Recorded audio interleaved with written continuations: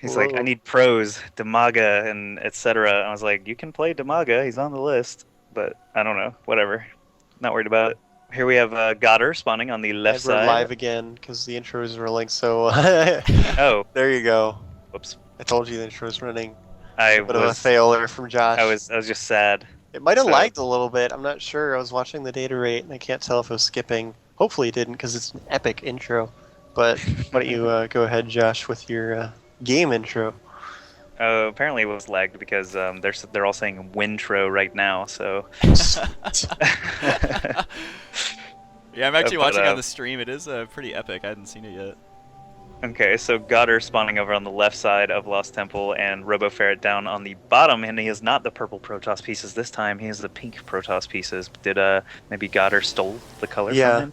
and that's what I Ooh. was talking about. GoddeR got in first, ninja the purple with the epic BM color steer. Color micro is actually what I like to call it. Get in there and grab your opponent's color just to throw them on tilt because obviously it will lose them the game when they're not the color they want to be. Color is serious business, man. You don't I mess with those colors. I gotta say, I hope that Idra discloses his favorite color, so every time he's in a tournament, people just steal it just to make him rage. That would definitely give you an advantage, man.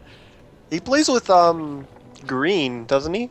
I have no idea, to be honest. He Huh? even played my tournament. I don't know what color he plays. No, So Idra. I think I Oh, usually see him as green, but I'm not entirely sure on that, so don't quote me on it. all right. Well, I just popped out and looked at the stream again. We're sitting at about 2,700 viewers. So, GoddeR doing something that I don't really like. It's a really small thing, but it can wind up to be a pretty big advantage. What happens is if you reveal your Overlord in a verse Protoss matchup while you're scouting on the close positions, the Overlord has a longer sight range. So if you're babysitting it and as soon as you see the Nexus, you click it away so he doesn't see it, it's going to take him the entire map to scout because of the fact that usually if they don't see the Overlord, they're going to assume you're not in the close air position. And then that usually lets you get a fast hatch out because he's busy scouting, scouting, scouting, and usually that little bit of extra delay is enough to let you get away with a hatchery if you wanted it. So it's a little thing, but it can actually give you a pretty decent economic advantage if you decide to take full advantage of it.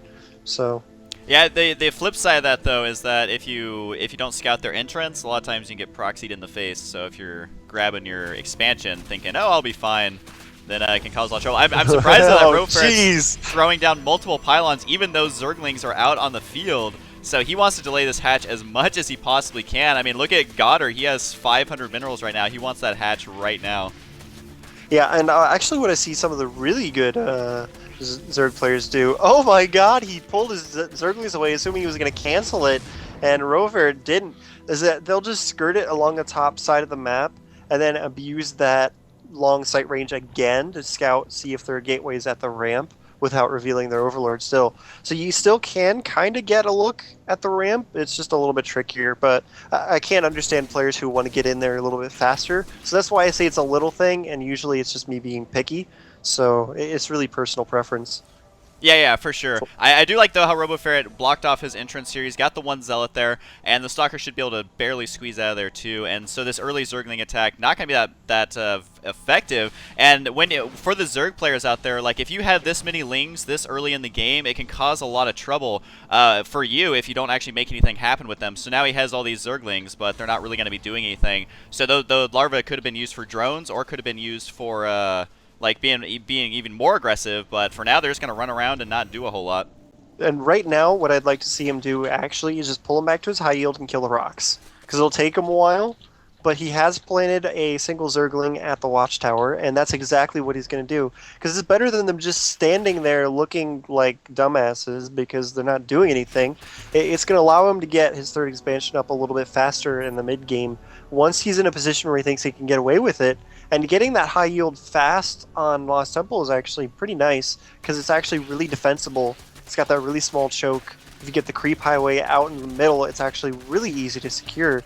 And I really, really like it when players do this. They need to do it more often. When you make those initial Zerglings, just to make sure that he doesn't come in with really aggressive Zealot attacks on your natural. Put them to some good use after they pass most of their usefulness to just break down the rocks. and he is going to suicide an Overlord into the base to see what's going on, and he's going to see the Twilight Council with a Chrono Boost on it. So he's like, okay, that's either charge or blink, and then he sees 3 Stalkers pop out of the gateways. So now he's like, oh, blink. Hey, that's fun. Yeah, so now he knows exactly what's going on, and it's good that you mentioned the high yield. Like this map really is good for Zerg for several reasons. Because number one, you said the creep highway, and also it's really easy to defend the back end of that mineral line at that high yield. There's a lot of space you can put, either spore crawlers or you can just run hydras and stuff back there. But it does look like blink is finished, and the stalkers are going to move out to try and make something happen. They can just blink right past the static defense if they have to, but apparently they decided to blink into the static defense to try and snipe a couple overlords there. Yeah, and there are not many Zerglings out here, as he was actually droning pretty hard. He was not expecting this attack to just come so quickly. It's a bunch of Zerglings coming out, but it's actually really tough for Zerglings to take out Blink Stalkers unless he blinks into the fight. So, I mean, if you're going Blink Stalker, that's like the one thing you don't want to do is to blink forward into the Zerg. Because if you walk forward and start the engagement, you're actually able to kill quite a few Zerglings before you get into trouble. Then you blink out in small groups here. There you go. He gets a nice round and then he just blinks right out. Gives him some nice mobility. You'll see he's going to lose a couple more, but he probably will be able to blink out again. There we go. And if you blink in to start the engagement, you're just going to lose a lot more Stalkers. He has worked down the Zergling number quite a bit here, so now it's actually really tough for him to get a surround, and might be able to get away here. It's going to be pretty close. Oh no, he does get trapped in. Oh wait, looks like we may get a lone survivor. Actually, one thing you can actually do in that spot is if you're watching the Xel'Naga Watchtower, if you're in a little heap of trouble, you can actually blink on top of that cliff. And yeah, 3 DTs already on the way, going into the main. Do we have a lair finish? Yes, but I think they're going to get several drone kills here before he can warp in an Overseer. Yeah, and I kind of liked him sort of hesitating there, because if he'd gotten some up in the main first and kept the one at the natural from attacking, he would have been able to do some really nice synchronized drone killing for much longer before the Overseer starts morphing. That Overseer morphs pretty damn quickly. So he does have the 2 up in the main. He's going to be able to get a decent number of kills here. But look at the positioning on this Overseer. It's actually able to cover the ramp and his natural at the same time. Take out all 3 DTs. Lost a decent number of drones, but considering the fact that he didn't see it coming, that was a very reasonable defense by GoddeR there. Robo just barely missed out on a queen kill. He chose to hit a Ling instead of the queen to finish her off, and I don't know if that was actually a click or just AI, but that queen just barely escaped with its life and did a larva spit immediately, just as a celebration. Yeah, one thing to note is Robo actually had a pylon inside of his choke that completely blocked it off. I think he added that too, so he could worry about the attacking, and if a Zergling run-by tried to go in there, it would have been completely out of position. So that was pretty good control, and he's warping in. How many more DTs? It looks like 2 more DTs. That first attack, I don't think did enough damage, though, because he still doesn't have his own expansion, and so it looks like he's going to do 1 more attack. If this doesn't work, though, unless he kills a ton of drones, he is going to be pretty far behind. He just now threw it down. It just started. Yeah, but with a couple of roaches and stalkers, or hydras on the field, stalkers for Zerg. Wow, that's super imba. He's gonna have a lot harder time with this, except with the ton of zealots. Look at how quickly they're tearing through these Zerglings, and there's only about 3 hydras out on the field. He did not rebuild his spine crawlers in time, and now these zealots are coming in. He's forced to pull probe drones to defend here, and actually doing quite a bit of damage. All of the hydras are down. The drone's running for dear life. Now he's sending in some stalkers to help support. It's actually a really nice move, seeing as he's probably going to be forced into making roaches here, and that bonus damage will be very helpful. Pushing him up the ramp, he's doing so much damage here. This is so much better than the first attack.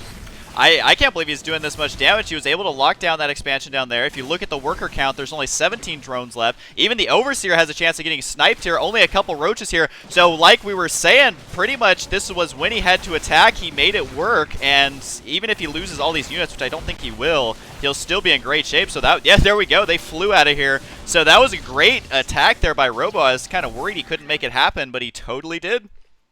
Yeah, and he got in there, and he was actually expanding while he was doing that attack. So even if that hadn't done that much damage, it probably would have been a successful attack, and that would have bought him enough time to get his own expansion up and at the very least would have killed a couple of drones. So he would definitely had mid-game viability coming in his build order. So I really, really like that game by RoboFerret, as he's now 3-0. Who do we have next, Josh?